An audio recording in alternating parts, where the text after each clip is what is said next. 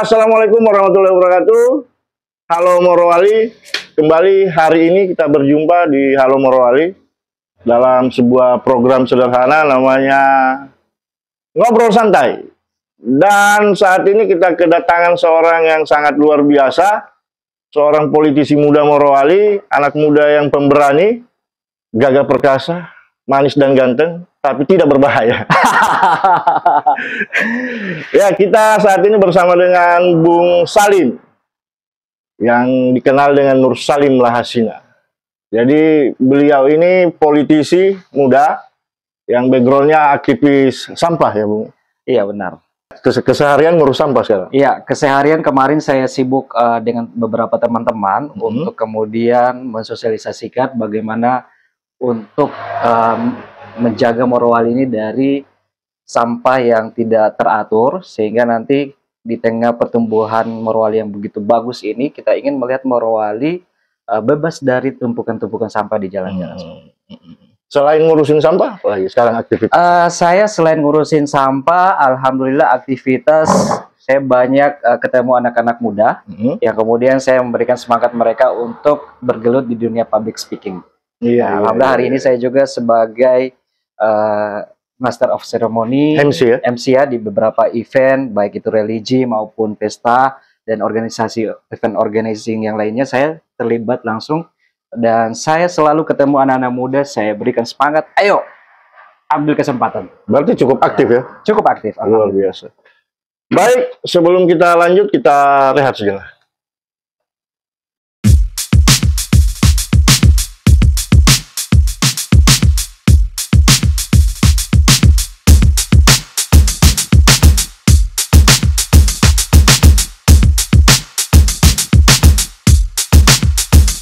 Baik netizen yang budiman, balik lagi bersama saya Gap dan Bung Salim di sini di Halo Morowali. Jadi Bung Salim ini adalah politisi Partai Hati Nurani Rakyat, Partai Hanura. Pertanyaan saya ke Bung Salim, kenapa ke Hanura?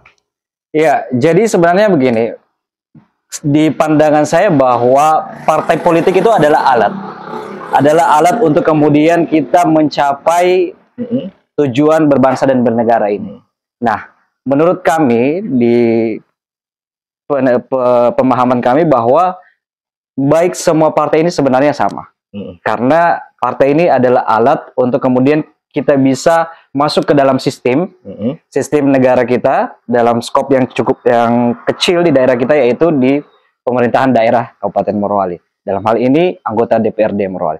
Nah, kami melihat bahwa Partai Hanura ini memberikan kesempatan yang cukup bagus kepada anak-anak muda dan sangat mendukung untuk kemudian anak-anak muda itu terlibat aktif di politik. Sehingga kemudian saya memutuskan untuk memilih jalan perjuangan saya di Partai Hanura. Karena saya melihat Hanura memberikan ruang bagi saya untuk kemudian meneruskan cita-cita masyarakat ini, untuk kemudian kita wujudkan bersama, sehingga kebutuhan-kebutuhan masyarakat yang tadi seperti misalnya penentasan kemiskinan, pengangguran dan sebagainya, saya melihat di Partai Hanura itu saya bisa kemudian untuk membantu masyarakat seperti itu. Jadi berarti Partai Hanura ya. Jadi nyalek berarti ya? Iya. Saat ini lagi caleg di Dapil 3 Morowali, kemudian daerah pemilihannya Kecamatan Bungku Barat, Bumi Raya dan Wita Ponda. Kenapa harus nyalek? Iya, karena begini ya, selama menjadi aktivis, baik di aktivis literasi, di sampah, kemudian di aktivis sosial lainnya, bahkan di lembaga-lembaga dakwah, kita menemukan beberapa persoalan yang sangat berhubungan dengan sistem, baik dari penganggarannya, dukungan peraturannya, dan banyak kondisi di tengah masyarakat itu perlu memang kita berada di dalam sistem pemerintahan. Karena menurut saya, ketika kita berada di luar pemerintahan, memang kita bisa memberikan edukasi, memberikan pemahaman, kemudian mensosialisasikan kepada masyarakat. Tetapi ada satu kekurangan, kita kekurangan dukungan keputusan politik misalnya. Nah, misalnya di literasi, kita pernah memimpikan bahwa di setiap desa itu ada rumah baca, ada rumah literasi. Tetapi sampai hari ini memang sistem yang ada ataupun orang yang berada dalam sistem pemerintahan ini belum memberikan perhatian yang cukup besar ke situ. Nah, saya terpanggil setiap kali ketemu dengan teman-teman, saya bilang harus ada orang yang kemudian memperjuangkan ini dalam sistem. Karena kita setiap saat ketika mau melakukan perubahan-perubahan itu terkendala dengan hal-hal yang seperti itu. Seperti itu, Bang. Jadi itu tujuannya nyalek ya? Siap. Jadi tentunya nyalek kan ada yang mau dijual ini, Bung Salim ya? Siap. Ada yang mau dijual. Jadi apa sih jualannya, Bung Salim? Iya, saya sebelum nyalek ini memang sudah dari tahun 2014 ke atas kalau tidak salah, saya sudah terlibat di dunia politik, dan beberapa kali memang terlibat di dalam tim pemenangan baik calon bupati, calon gubernur, dan juga calon anggota DPRD sampai tingkat DPR RI. Nah, selama turun, saya melihat memang di masyarakat ini masih banyak kebutuhan-kebutuhan yang tidak tersentuh sampai hari ini. Misalnya, tingkat kemiskinan masih ada, masih cukup tinggi lah. Meskipun memang kita lihat tingkat kemiskinan ini setiap tahun menurunkan tren yang cukup baik, dia menurun kan. Nah, begitu juga tingkat pengangguran. Nah, saya melihat ada kebutuhan-kebutuhan dasar dari masyarakat yang selama ini tidak tersentuh, khususnya dari anggota DPRD. Nah, kebanyakan anggota DPRD kita itu memberikan bantuan ke masyarakat baik hanya karena tim, hanya karena keluarga. Sementara di sisi lain, ada masyarakat yang benar-benar layak untuk mendapatkan bantuan tidak tersentuh. Nah, saya melihat ruang-ruang itu yang harus kita perjuangkan. Nah, makanya ketika saya turun di lapangan, saya bilang sama teman-teman, saya bilang sama keluarga, saya bilang sama masyarakat bahwa ke depan kita anggota DPRD itu harus turun sampai ke tingkatan bawah. Sehingga anggota DPRD ini tidak sekedar menunggu, tidak sekedar menunggu waktu reses, tapi dia harus jalan. Karena ketika jalan ke tingkat desa akar rumput, itu kita akan temukan ada masyarakat yang kemudian masih layak, yang sudah layak sebenarnya mendapatkan bantuan, tetapi tidak tersentuh karena mereka tidak punya akses untuk ketemu anggota DPRD, tidak punya akses untuk menyuarakan itu, sehingga saya pikir menjadi anggota DPRD ini bagi saya adalah jalan dakwah. Nah, artinya jalan dakwah ini bahwa ini adalah pertanggungjawaban bukan hanya di dunia tetapi juga di akhirat. Sehingga kalau kemudian masih ada orang yang sebenarnya layak tapi tidak mendapatkan bantuan, maka itu kita berdosa.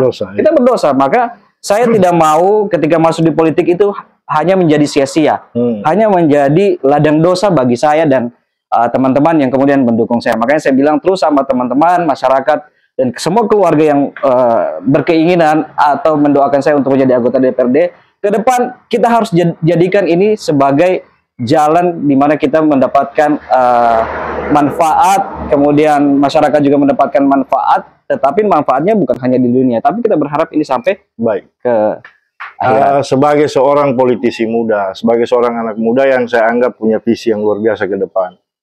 Intinya sebagai seorang caleg, bagaimana Bung Salim melihat masalah apa sebenarnya? Pertanyaannya, di mata Bung Salim, permasalahan terbesar masyarakat yang ada di wilayah Dapil 3 ini, Bungku Barat, Bumi Rawi, Taponda, apa sih? Dan apa solusi dari masalah yang menurut Bung Salim itu berat itu? Ada beberapa sektor yang memang menurut saya ini sangat penting untuk kita perjuangkan dan sangat mendesak. Kenapa? Morowali hari ini tingkat pertumbuhan ekonominya cukup tinggi. Dan tingkat pertumbuhan ekonomi yang cukup tinggi ini kalau kita jaga dan kita terus buat agar tingkat pertumbuhan ekonomi ini sesuai dengan rel yang ideal, maka akan memberikan efek kesejahteraan bagi masyarakat. Nah, saya melihat misalnya di dunia pendidikan. Di dunia pendidikan saya sering diskusi dengan teman-teman guru-guru PAUD, PAUD KB. Nah, memang tingkat kesejahteraan dari guru-guru PAUD dan KB ini menurut kami belum terlalu baik, sehingga saya berkeinginan ke depannya kalau kami kemudian diberikan kesempatan oleh Allah dan masyarakat merestui itu untuk menjadi anggota DPRD, maka saya bilang guru-guru PAUD ini tingkat kesejahteraannya harus lebih baik. Karena kenapa? Guru PAUD ini adalah pendidikan yang sangat dasar dan bebannya mengajar cukup berat. Maka ketika tingkat kesejahteraannya juga kurang, maka kita tidak akan menemukan layanan pendidikan yang baik di tingkat dasar. Sementara kita tahu bersama bahwa pendidikan itu harus dibuat dengan sebaik mungkin dari tingkatan dasarnya. Nah, itu yang pertama. Kemudian yang berikutnya, saya melihat juga guru-guru honorer kita belum mendapatkan kesejahteraan yang lebih baik dibanding dengan kebutuhan mereka setiap bulan. Nah, kalau kemudian saya pernah diskusi dengan teman-teman guru, saya bilang kedepannya memang anggota DPRD ini harus berjuang di DPRD untuk memberikan dukungan anggaran, dukungan regulasi, yang kemudian memberikan kesempatan kepada guru-guru kita itu untuk mendapatkan pembayaran gaji tepat waktu. Iya. Biasanya kan lambat-lambat. Iya, ada fenomena kadang sampai lebih dari 1 bulan baru dapat gaji. Nah, sementara kebutuhan-kebutuhan masyarakat kita ini kan setiap bulan cukup tinggi. Nah, ketika itu terlambat, maka berarti masyarakat kita akan kemudian meminjam atau lain sebagainya. Nah, ini tentu akan mengganggu konsentrasi dan fokus guru-guru kita mengajar. Nah, selain itu ada banyak persoalan yang menurut saya harus kita tuntaskan. Itu tadi dari kebutuhan dasar pendidikan ya. Kemudian dari misalnya kesehatan. Nah, kita melihat pelayanan kesehatan ini harus sampai ke tingkatan paling dasar. Tingkatan sampai ke akar rumput. Nah, ada beberapa kendala yang hari ini kami lihat bahwa masih perlu dukungan dari anggota DPRD. Pertama, misalnya di tingkat kesehatan. Nah, kita menginginkan layanan kesehatan itu tidak hanya fokus di fasilitas kesehatan tingkat pertama, misalnya puskesmas, tetapi tingkatan posyandu juga harus didukung agar menjadi pelayanan prima. Dukungannya bagaimana? Ya, lewat peningkatan kesejahteraan tenaga-tenaga kesehatan kita, baik perawat, bidan, tenaga kesehatan lingkungan, gizi, dan lain sebagainya, sehingga mereka bisa lebih optimal untuk bekerja melakukan posyandu prima sampai ke tingkatan desa. Kedua, dukungan sarana prasarana. Saya kira kalau ini kemudian anggota DPRD kita memang melakukan turun langsung ke bawah, nah persoalan-persoalan ini sebenarnya selama ini sudah bisa dituntaskan. Betul. Karena Morowali kan berapa? 24 tahun sudah. Artinya usia yang cukup panjang ini sebenarnya dengan dukungan PAD dan anggaran pendapatan dan belanja daerah yang cukup besar, ini sebenarnya harus segera didorong. Tetapi kita butuh anggota DPRD yang memahami dan mau memperjuangkan ini. Ya, karena memang posyandunya kita dari dulu sampai sekarang modelnya begitu-begitu. Ya, kita butuh posyandu prima namanya ya. Seperti itu. Nah, sektor di pendidikan udah, kesehatan udah. Pertanian bagaimana? Ya. Hari ini kita lihat bahwa, jadi dulu kan ada, biasa kita dengar, Bumi Raya Wita Ponda itu lumbung pangan. Iya, benar sekali. Nah, terus ada industri. Ya. Itu sektor pertanian itu bagaimana nasibnya ini ke depan ini? Jadi begini kan, dengan masuknya industri pertambangan di Morowali, memang memberikan multiplier efek yang cukup baik. Dari misalnya terbukanya lowongan pekerjaan, adanya peluang untuk pasar hasil pertanian, dan lain sebagainya, sektor ekonomi lainnya. Nah, kami melihat bahwa hari ini sebenarnya mindset masyarakat itu harus dirubah. Dari yang tadi bahwa, kalau kita masuk pertambangan, kita akan mendapatkan kesejahteraan yang lebih baik. Sebenarnya ini tidak selalu relevan. Karena kenapa? Justru sebenarnya ketika kita mengembangkan sektor pertanian, industri pertanian, justru masyarakat akan mendapatkan kesejahteraan yang lebih baik. Karena kenapa? Pertambangan ini adalah sumber daya yang tidak dapat diperbaharui. Ketika habis, ya habis, tidak berkelanjutan. Sementara pertanian ini adalah sumber daya yang bisa diperbaharui. Jadi dia setiap saat memberikan apa ya, masa depan yang cukup baik ketika kita fokus dan mengembangkan itu. Nah, saya melihat bahwa di Morowali ini kita punya peluang. Ada akses pasar. Ada akses pasar yang cukup bagus. Tetapi kemudian tantangannya adalah di pertanian ini kan tantangannya hari ini pertama lahan yang semakin sedikit karena alih fungsi. Kedua, tenaga kerja atau sumber daya manusia yang semakin berkurang. Bahkan kebanyakan yang bekerja di sini hanya masyarakat di usia 30-40 tahun ke atas. Nah, kemudian akses pasar. Ini yang harus kita dukung. Ketika akses pasarnya jelas, ada industri yang besar di Morowali, maka akses pasarnya mereka ini harus didukung sehingga bisa masuk sampai ke sana. Nah, itu dia. Nah, ketika ini bisa masuk sampai ke sana, maka otomatis para tenaga kerja atau petani-petani kita ini, nelayan dan lain sebagainya akan mendapatkan jaminan bahwa kalau saya bekerja hari ini, ada jaminan besok saya mendapatkan keuntungan. Karena adanya akses pasar ini. Nah, makanya di kami, insya Allah ketika kami diberikan kesempatan untuk menjadi anggota DPRD, maka dukungan kebijakan, anggaran, pengawasan, dan regulasi itu akan kita lakukan melalui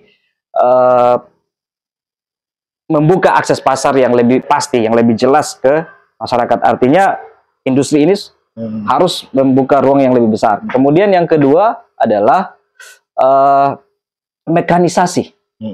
Jadi karena lahan yang semakin sempit, karena adanya alih fungsi tadi, kita harus adakan intensifikasi pertanian dengan dukungan mekanisasi tadi, alat-alat pertanian modern. Sehingga hasilnya bisa lebih bagus dari sebelumnya. Tapi alat-alat pertanian sekarang bergelimpangan loh, Bu. Iya, sudah bergelimpangan. Ada di mana-mana. Iya, bergelimpangan. Tetapi ada alat, kita perlu tingkatkan lagi. Oke, baik netizen, sebelum kita lanjut, kita rehat sejenak.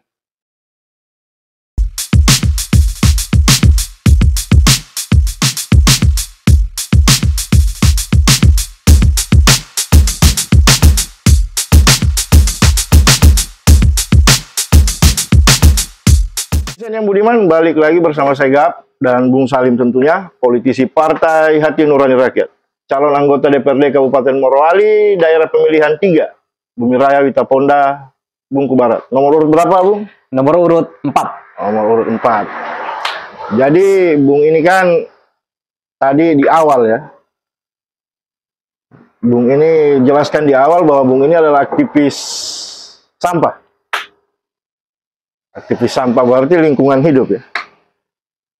Salah satu persoalan yang yang akan kita hadapi ke depan ini adalah sampah.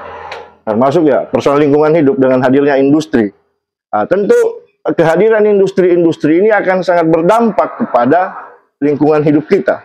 Nah, sebagai aktivis lingkungan hidup dan sebagai calon anggota DPR, bagaimana itu?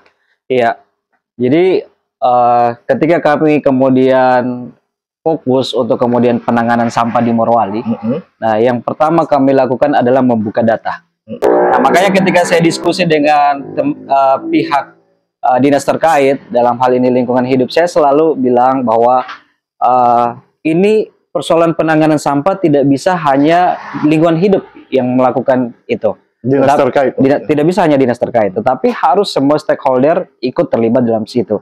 Misalnya dinas-dinas lainnya terlibat juga, kemudian organisasi-organisasi sosial harus dirangkul, dan kemudian soal penanganan sampah ini harus sampai ke tingkatan desa, tingkatan paling bawah. Nah, makanya ketika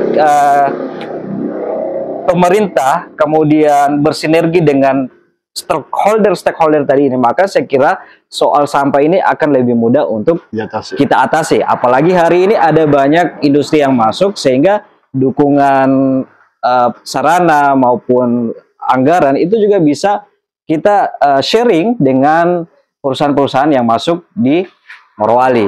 Nah, kenapa penanganan sampah ini penting? Karena kita berkeinginan masyarakat yang kemudian berada di lingkungan kawasan industri itu bisa hidup dengan nyaman, dengan sehat, sehingga produktivitas mereka bekerja itu bisa lebih baik. Nah, tetapi kemudian kalau ini tidak ditangani dengan baik, maka akan banyak timbulan sampah yang kemudian tidak teratasi, dan ini akan mengganggu produktivitas kerja dari tenaga kerja yang ada di kawasan industri dan juga masyarakat sekitar. Nah, makanya ke depan yang bahkan yang sudah pernah kami lakukan, kami selalu berdiskusi dengan pemerintah desa bahwa kita harus ada data tiap desa itu timbulan sampah masyarakatnya di situ berapa, sehingga ketika kita melakukan perencanaan penanganan sampah terukur, karena kita tahu timbulan sampah itu sekian, maka perencanaan yang dilakukan harus seperti ini dengan melibatkan stakeholder tadi ini. Nah, berikutnya yang pernah kami lakukan, kami coba membangun bank sampah. Bank sampah ini untuk mendukung kemudian dinas terkait dalam rangka memberikan edukasi ke masyarakat sekitar, baik di tetangga kita dan kemudian di desa, untuk kita berikan edukasi bahwa sampah plastik misalnya, sampah yang non plastik itu harus dipilah, dipisahkan. Nah, kemudian sampah yang organik ini dibuat jadi pupuk atau kompos. Sementara sampah plastik ini kemudian bisa di-recycle kembali. Kita pernah melakukan kerjasama itu dengan dinas terkait, dan alhamdulillah program itu berjalan, tetapi memang kita perlu peningkatan lagi. Jadi itu jauh hari ya sebelum ada pencalegan begini, Bung Salim sudah aktif di situ. Jadi saya bisa bayangkan netizen, kalau Bung Salim ini terpilih, maka daya yang akan dia berikan untuk lingkungan kita pasti akan lebih besar. Insyaallah. Karena dia belum punya kekuatan politik saja, sudah bisa ngurusin hal-hal seperti itu, apalagi sudah punya belek-belek. Sudah punya label anggota DPRD Kabupaten Morowali. Maka tentu dia akan lebih apa ya? Lebih punya daya besar lagi untuk mengurusin lingkungan kita. Baik, Bung Salim, next. Bung Salim ini kan anak muda. Anak muda tulen ya? Iya. masih asli. Masih asli. Masih perjaka ya? Amin, amin. Jadi masih anak muda, tentu adalah perhatian khusus untuk anak muda kita nantinya kan. Kalau misalnya Bung Salim terpilih, anak muda kita ini mau diapakan? Jadi kalau kita buka data hari ini memang kita menghadapi bonus demografi. Artinya penduduk kita di usia yang produktif kerja, rata-rata ini kan anak muda usia 20 tahun sampai 30 tahun. Nah, saya selalu bicara sama teman-teman anak muda ketika ketemu sosialisasi, saya bilang Morowali ke depannya, anak-anak muda ini harus mendapatkan kesempatan berusaha dan bekerja dengan lebih baik. Misalnya, kita buka studi kasus saja ya, misalnya di perusahaan pertambangan. Nah, saya melihat ada peluang yang selama ini kita tidak manfaatkan dengan baik. Misalnya peluang kerja jadi satpam. Nah, saya bicara sama anak muda, saya bilang kalau saya jadi anggota DPRD, saya akan coba di DPRD untuk membantu penganggaran, memperjuangkan penganggaran sehingga lebih banyak lagi anak muda yang diberikan kesempatan untuk ikut sertifikasi GADA. Karena sertifikasi GADA ini adalah satu syarat yang sangat dibutuhkan ketika menjadi security di industri pertambangan. Nah, itu yang pertama. Yang kedua, ada peluang yang selama ini kita belum masuk ke situ, yaitu menjadi juru bicara. Nah, sementara gaji juru bicara ini misalnya sangat bagus dan sangat cukup untuk kebutuhan teman-teman anak muda ini setiap bulan. Nah, saya berkeinginan, punya impian bahwa suatu saat nanti ketika saya jadi anggota dewan, dukungan anggaran harus kita berikan untuk kemudian memberikan kesempatan ke anak muda ini untuk mengikuti kursus misalnya bahasa Mandarin atau bahasa asing lainnya, sehingga peluang yang tadinya cukup baik itu bisa kita dapatkan. Karena kenapa? Ketika mereka menjadi jubir, artinya kesempatan untuk kemudian berkembang di dunia pertambangan itu sudah lebih besar lagi. Betul. Yang ketiga, saya melihat ada fenomena bahwa anak-anak muda kita ini kemudian ada misalnya yang lulus sekolah SMA, kemudian belum berkesempatan untuk lanjut kuliah, tetapi karena tidak punya skill, maka mereka hanya mendapatkan kesempatan kerja di posisi-posisi yang menurut saya belum terlalu memberikan kepastian atau kemudian kesejahteraan yang lebih baik. Nah, saya bilang sama teman-teman muda, kalau kita berikan kesempatan, kita akan berikan dukungan anggaran untuk kemudian perbanyak pelatihan. Jadi pelatihan diperbanyak. Pelatihan misalnya welder, pelatihan operator dan lain sebagainya. Sehingga anak-anak muda ini betul-betul terserap di dunia industri. Nah, itu di dunia industri pertambangan. Sementara misalnya di pertanian, saya sering bicara sama teman-teman. Kita harus berikan insentif khusus buat anak-anak muda yang mau kuliah di bidang perikanan, pertanian.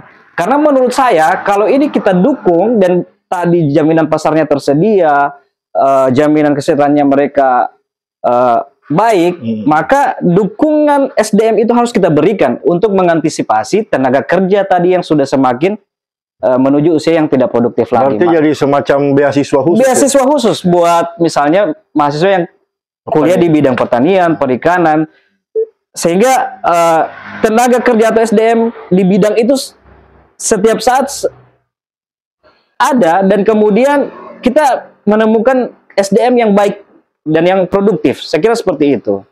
Kalau dia, ini kan arahnya Bung Salim tadi, giringannya ke apa? Ujungnya adalah membangun SDM-nya kawan-kawan muda supaya mereka bisa ke perusahaan ya, ke industri. Kalau gagasannya Bung Salim sendiri, bagaimana anak muda kita misalnya ndak harus ke perusahaan? Ya. Dia bangun usahanya sendiri, Ya. bangun kemandiriannya sendiri. Nah. Saya sering bicara sama teman-teman muda. Saya bilang begini, oke, hari ini kalian boleh masuk ke perusahaan. Tapi ingat, saya bilang masuk di perusahaan bukan untuk selamanya. Saya bilang 2-3 tahun Anda keluar dari situ, masuk di perusahaan, cukup kumpul modal, keluar dari situ buka usaha UMKM kreatif. Karena adanya industri pertambangan ini misalnya memang memberikan peluang industri kreatif lainnya tumbuh. Dalam hal ini UMKM misalnya seperti Warkop ini, maka tetapi kita tidak punya dukungan modal yang cukup. Sehingga saya bilang masuk ke sana, kumpul modal, keluar buka usaha. Karena peluang ini cukup besar. Kalau kita kemudian tidak ambil peluang usaha kreatif di luar itu, maka peluang ini akan diambil orang lain. Nah, sehingga saya bilang silakan kerja. Tapi 2-3 tahun keluar dari situ untuk kemudian bangun usaha sendiri. Sekarang saya juga punya impian, Pak Gafur. Kemarin saya bicara sama mereka, ke depan kita akan buat klinik UMKM. Klinik UMKM ini kemudian akan memberikan edukasi, memberikan jaringan, membuka jaringan, dan kemudian mengumpulkan anak-anak muda ini untuk diprovokasi. Oke, stop. Provokasi jadi apa? Jadi stop dulu, Bung. Ya. Sebentar kita lanjut bicara UMKM karena Bung tadi sudah sebut itu UMKM, tapi kita rehat juga. Oke.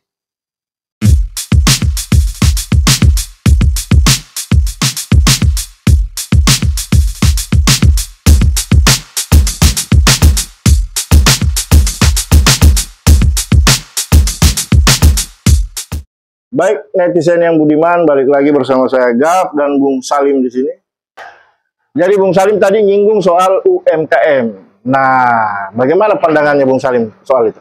Ya, jadi kenapa UMKM ini sangat penting untuk kemudian kita dukung? Karena kita buka sejarah bahwa ketika negara kita ini mengalami krisis moneter di tahun 98-99, memang sektor UMKM ini yang kemudian tidak terganggu dan bahkan membantu perekonomian negara saat pemulihan saat itu.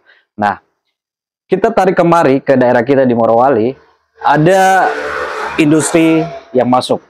Nah, sebenarnya tidak, pertumbuhan ekonomi tidak boleh hanya bertumpu pada industri pertambangan, tapi industri-industri yang lainnya harus dibangun. Misalnya industri pertanian, perikanan, kemudian pariwisata, UMKM kreatif, ini harus dibangun. Karena kenapa? Kita tidak bisa bertumpu hanya di sektor industri pertambangan, tetapi di industri yang lain juga harus didukung supaya tumbuh sejajar dengan industri pertambangan. Nah, makanya salah satu cara kita untuk mendukung ini, sektor UMKM ini harus disentuh, diberikan dukungan yang cukup besar. Kenapa? Karena di situ yang banyak bekerja adalah masyarakat yang kemudian tidak punya kesempatan masuk di industri pertambangan. Nah, sehingga kita harus dukung itu agar kemudian pemerataan ekonomi itu bisa tercapai. Nah, di sisi lain juga bahwa ternyata kita bisa lihat di industri UMKM itu yang paling banyak berkecimpung di situ adalah ibu-ibu. Nah, saya melihat di ekonomi rumah tangga itu Kalau kemudian hanya bertumpu ke misalnya ayahnya kita, orang laki-laki, ini nanti kalau kemudian terjadi sesuatu yang tidak diinginkan, maka ekonomi rumah tangga itu akan bisa anjlok atau kita bilang bangkrut. Nah, maka ibu-ibu ini harus didukung melalui dukungan anggaran, edukasi, kemudian pasarnya mereka harus dibuka sehingga ekonomi itu bisa merata. Karena menurut saya kalau kemudian ibu-ibu punya peluang membangun ekonominya dengan baik, maka kesejahteraan itu akan semakin baik. Sehingga pertumbuhan ekonomi yang tinggi di Morowali bisa sangat dirasakan oleh semua lapisan masyarakat seperti itu. Seperti itu, Bang. Jadi berarti UMKM nanti ini kalau Bung Salim naik terpilih akan mendapatkan perhatian khusus ya? Akan mendapatkan perhatian khusus. Karena kan begini Bang Gaf, kita pelajari UMKM itu ketika terbuka, dia bisa memberikan peluang kerja untuk 1-5 orang. Ya, misalnya kayak Warkop ini. Peluang kerja ketika terbuka, minimal kita sendiri yang membuka, tidak lagi membebani perusahaan lainnya, pemerintah, untuk kemudian dibukakan lapangan kerja. Tapi karena kita sudah buka sendiri lapangan kerjanya, maka peluang kerja untuk diri kita sendiri, kita bisa wujudkan. Nah, kemudian ketika terbuka, ada peluang tetangga, keluarga kita untuk bekerja di situ. Artinya apa? Kalau UMKM ini didukung dengan bagus, kesempatan kerja juga buat masyarakat kita akan terbuka lebar. Ya, termasuk buat anak-anak muda. Termasuk buat anak-anak muda. Nah, jadi balik lagi ke anak muda. Bung Salim, sekarang kan kita tahu globalisme ini luar biasa. Kan? Dunia internet merambah jauh sampai ke pelosok-pelosok. Hampir hari ini tidak ada lagi celah yang tidak ada internetnya. Nah, kebebasan berinternet ini pengaruhnya ternyata sangat besar. Belum lagi narkoba dan lain sebagainya yang menjadi tantangan tersendiri buat generasi muda kita. Bagaimana menurut Bung Salim untuk meminimalisir ruang-ruang negatif globalisme ini terhadap anak-anak muda kita? Pertama saya melihat bahwa narkoba maupun pergaulan bebas ini adalah satu masalah yang kemudian menghantui anak-anak muda kita. Ketika kemudian anak-anak muda kita terjerumus ke hal-hal yang seperti itu, maka kesempatan untuk kemudian kerja, kesempatan untuk membangun masyarakat yang lebih baik itu jauh tertutup, akan jauh.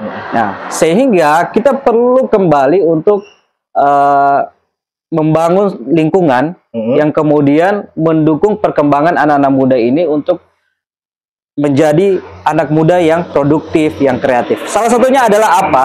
Salah satunya adalah dengan kemudian mengajak anak-anak muda ini untuk serius, atau kemudian diberikan ruang untuk dunia religi, dunia keagamaan ini bisa sampai ke komunitas-komunitas anak muda. Saya pernah bilang sama anak-anak muda bahwa hari ini kita lihat kebanyakan dari kita anak muda hanya berkeinginan, hanya semangat ketika menjadi kepala desa, kan? Ketika ada kontestasi kepala desa, anak-anak muda maju, berlomba, caleg maju, bupati maju, bahkan sampai presiden maju. Tetapi sedikit sekali kita melihat semangat ketika anak-anak muda itu mau menjadi imam, mau menjadi khatib, mau menjadi penyelenggara keagamaan atau jenazah di kampung-kampung. Padahal sebenarnya ketika anak-anak muda ini dibawa ke sana, maka otomatis kita akan menemukan pemimpin, calon-calon pemimpin dari anak-anak muda ini yang betul-betul bisa tidak sekedar memikirkan dunia, tapi juga akhirat. Karena tadi saya bilang di awal, politik menurut saya jalan dakwah, bahwa semua aktivitas kita ini akan dipertanggungjawabkan nanti di akhirat. Maka anak-anak muda ini kita harus tarik ke sana untuk menghindari tadi pergaulan bebas, narkoba, seperti itu. Nah, makanya saya sering jalan di desa, saya menemukan memang penyelenggara jenazah misalnya, imam, khatib, orang-orang tua semua. Orang-orang tua semua. Di mana anak-anak muda ini? Betul. Sementara kita tahu bersama ada syair Arab yang menyebut bahwa Syubbanul Yaum Rijalul Gad. Pemuda hari ini adalah pemimpin hari esok. Nah, di mana anak-anak muda kita? Betul. Seperti itu. Nah, tadi kembali, kenapa anak-anak muda ini harus terbebas dari pengaruh narkoba dan pergaulan bebas? Karena saya menemukan fakta di dunia industri pertambangan misalnya, kebanyakan anak-anak muda yang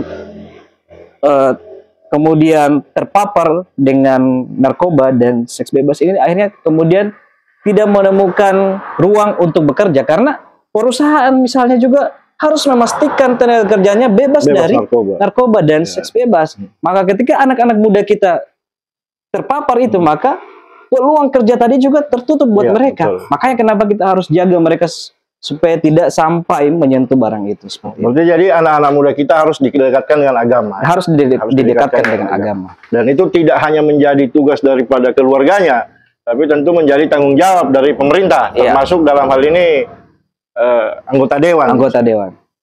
Jadi baik, sebelum kita lanjut ke pertanyaan yang sudah mau habis, kita lihat sejenak.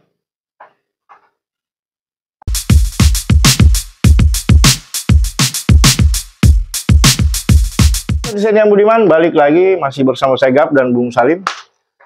Bung, kalau jadi nih ini kan lagi nyalek, lagi berjuang, cari suara, harapannya menang. Kalau menang, kalau duduk, apa yang mau dilakukan? Iya, jadi ketika nanti kami diberikan amanah untuk menjadi anggota DPRD Kabupaten Morowali, maka hal-hal yang akan saya lakukan adalah tentu memperjuangkan melalui anggaran, melalui pengawasan dan regulasi di bidang yang saya sebutkan tadi di awal, misalnya di kesehatan, pendidikan, ketenagakerjaan, kemudian penanganan sampah, kemudian masalah-masalah ekonomi yang berhubungan dengan UMKM dan pertanian serta nelayan. Ini semua akan menjadi fokus kita dan bidang-bidang lainnya harus tumbuh sejajar seperti yang saya sebutkan tadi di awal. Menurut saya yang paling penting itu adalah selain ide-ide tadi yang saya sebutkan, maka yang paling penting adalah hari ini kita tidak kekurangan orang pintar, tapi justru kita kekurangan orang yang jujur dan peduli. Nah, saya hari ini berada di hadapan masyarakat Morowali ingin menyampaikan, insya Allah kalau kemudian kami diberikan kesempatan untuk menjadi anggota DPRD Kabupaten Morowali, kita akan kemudian turun sampai ke tingkatan bawah. Karena kepedulian itu tidak hanya bisa ditunjukkan dengan kata-kata, tapi harus ditunjukkan dengan kerja. Kerja seperti apa? Ya kerja sampai ke tingkatan bawah, sampai ke tingkatan masyarakat yang memang membutuhkan. Untuk kemudian kita temukan apa masalah-masalah mereka dan kita coba bantu untuk selesaikan lewat amanah tadi itu. Nah, yang kedua adalah kita harus jujur menyampaikan ke masyarakat bahwa kita di DPRD punya ruang yang juga tidak terlalu besar, tetapi punya ruang untuk kemudian menyampaikan ini di ruang-ruang rapat di DPRD. Jadi saya kira itu tadi yang kita ingin lakukan ketika menjadi anggota DPRD Kabupaten Morowali. Bung Salim, saya itu biasa jalan, Bung. Dari ujung ke ujung jalan naik motor, saya itu paling suka perhatikan baliho-balihonya caleg. Kan rame baliho ini. Benar. Dengan berbagai macam slogannya kan. Nah, saya ada yang unik. Biasanya kan kita dapat slogan siap memperjuangkan rakyat, siap jungkir balik untuk rakyat. Nah, saya lihat di balihonya Bung Salim, kita sama. Seringkas itu, sesingkat itu. Kita sama itu apa sih filosofinya? Ya, kita sama ini memang lahir dari keinginan kolektif dari masyarakat.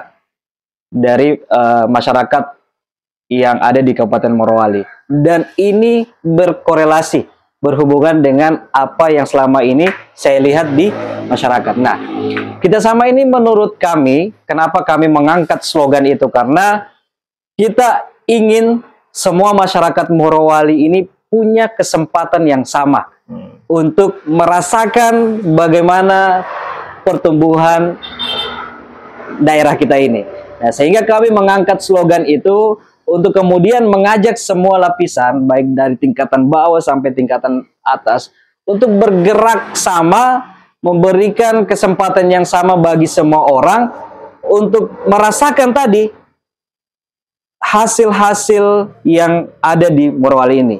Misalnya, Saya pernah secara pribadi merasakan bagaimana harus cuti, bagaimana harus kemudian mengurungkan niat saya lanjut kuliah karena hanya terkendala dengan masalah ekonomi. Nah, saya melihat ini masih banyak teman-teman kita di Morowali yang terpaksa memupuskan impiannya itu.